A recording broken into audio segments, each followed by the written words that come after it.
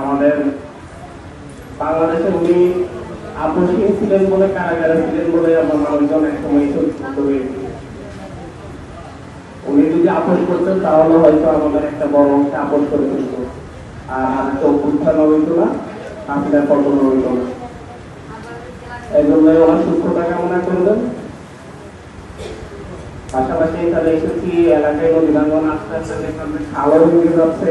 আমি ভাবতেছিলাম যে হচ্ছে এক পাশে বস্তা তুললে অন্য পাশে ভাঙবে, আসলে আমরা দুর্নীতি ইশারা ছাড়া আসলে কোনো কিছু সম্ভব হবে না। আমরা হচ্ছে একটু চেষ্টা করতে পারি আর কি। অবশ্য দীর্ঘদিন যাওয়ার কোনো চেষ্টাও হয়নি, সবাই লুটে ফুটে খাইছে। আমরা আমাদের চেষ্টাটা করতেছি, এই 6 লাখ 7 মাসের চেষ্টায় মোটামুটি আপনাদের এখানে মনে হয় প্রায় 6টা জায়গায় বস্তার কাজ শুরু হয়েছে। আমাদের সর্বোচ্চটা আমরা করতেছি। আজকে আল্লাহ বলতে সবাই মিলে একসাথে থাকি, আপনারা সবাই একসাথে থেকে কাজ করবেন। আর আমরা একটা বার্তা দিব এখানে থেকে, অপরাধীরা পালিয়েছে, অপরাধীদের বিচার হোক। বাকি এর অপরাধ কেউ যেন হচ্ছে কারোর সাথে ছবি থাকার কারণে থাকার কারণে যেন হামলা